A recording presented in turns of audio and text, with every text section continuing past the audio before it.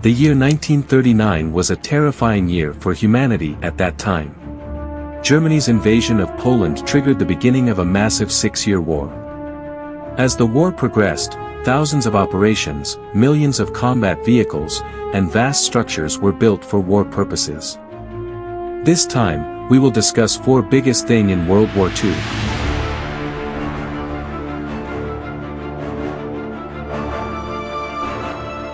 On Sunday, June 22, 1941, became the worst day for the Soviet people. Germany with thousands of tanks and warplanes began the 1,800-mile invasion of the Soviets, known as Operation Barbarossa. During World War II, Operation Barbarossa became the largest ground attack in human history, involving approximately 10 million soldiers. With the start of Operation Barbarossa, Germany once again faced a two-front war, as they did from 1914 to 1918. To campaign against the Soviet Union, Germany allocated nearly 150 divisions, consisting of a total of around 3 million people. Among these units were 19 panzer divisions, and in total, the Barbarossa forces had about 3,000 tanks, 7,000 artillery pieces, and 2,500 aircraft.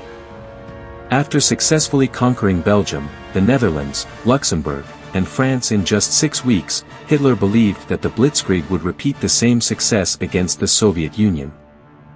Through a 3-pronged attack on Leningrad in the north, Moscow in the center, and Ukraine in the south, German panzer tank divisions and the Luftwaffe Air Force helped Germany gain an initial advantage against the massive but undertrained Soviet forces. On the first day of the attack alone, the Luftwaffe shot down more than 1,000 Soviet planes. After entering Soviet territory, the Einsatzgruppen, or SS killing squads, sought out and killed many civilians, especially Jews. Hitler also gave permission to execute all captured enemy officers immediately. Consequently, many Soviet prisoners of war were also killed shortly after being captured.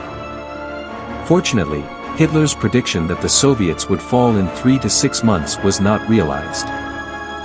The most significant obstacle to Hitler's victory was that German intelligence underestimated the reserves of troops that Stalin could mobilize from within the Soviet Union. Germany correctly estimated there were about 150 divisions in the western part of the Soviet Union, and anticipated that an additional 50 divisions might be produced. However, the Soviets actually deployed over 200 new divisions by mid-August, bringing the total to 360 divisions. As a result, even though Germany succeeded in destroying Soviet forces with superior tactics, they later faced challenges from these new forces. It's like the saying "Die one, grow 1,000."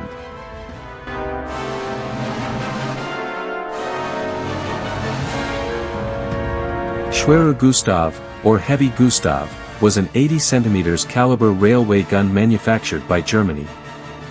The development of Gustav began in 1934, when the German High Command of the Army ordered the cannon from the Krupp factory, requesting a large gun to destroy the nearly completed Maginot Line fortifications in France.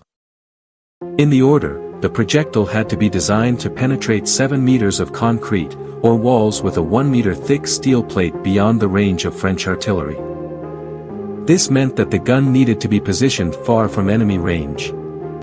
An engineer from the Krupp factory, named Erich Müller, calculated that the requirement would necessitate a projectile or shell with a caliber of around 80 centimeters from a 30-meter long barrel.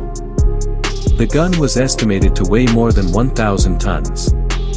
In short, the plan was finalized in early 1937 and deemed feasible to continue. The production of the weapon began in mid-1937.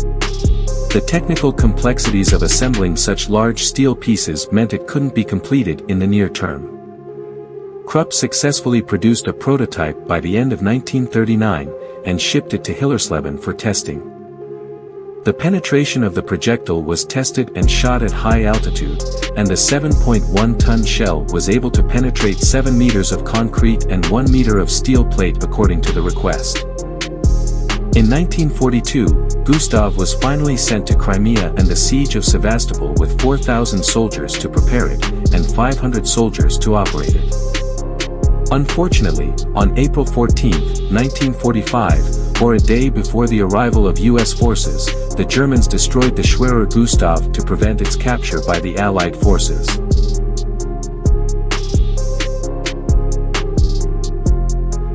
Although it sounds absurd, the genius of German engineers was able to realize a 188-ton tank, known as the Maus tank. The development of this tank began when the quality of Soviet defenses became tougher, especially after Moscow was saved by the Red Army in 1942. In this scenario, Germany clearly needed a superior and robust weapon to break through enemy defenses without suffering severe damage. In June 1942, an engineer named Ferdinand Porsche presented a super-heavy prototype tank VK 100.01 Type 205 to Adolf Hitler.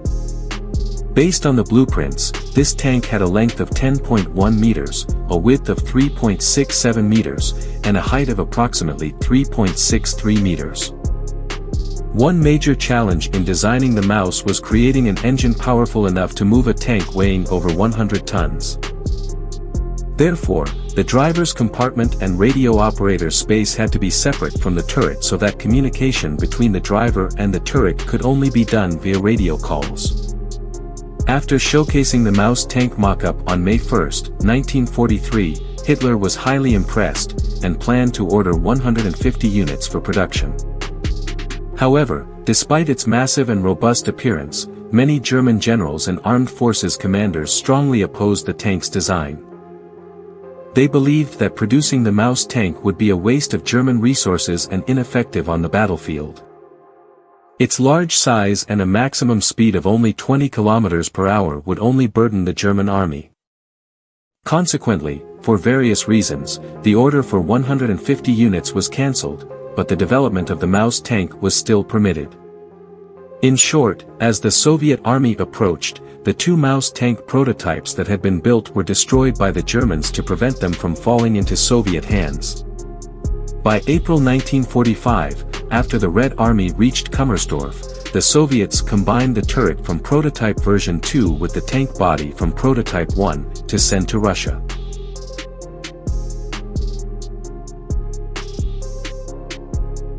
In September 1939, shortly after the outbreak of World War II by Germany, under Hitler's leadership, the prisoner of war camp Stalag 7A was established north of the town of Moosburg. This camp was designed to accommodate around 10,000 prisoners from Poland who had fallen victim to German attacks. When the first prisoners arrived, the wooden barracks in the camp were still under construction. Therefore, they had to stay in tents for several weeks before the barracks were completed.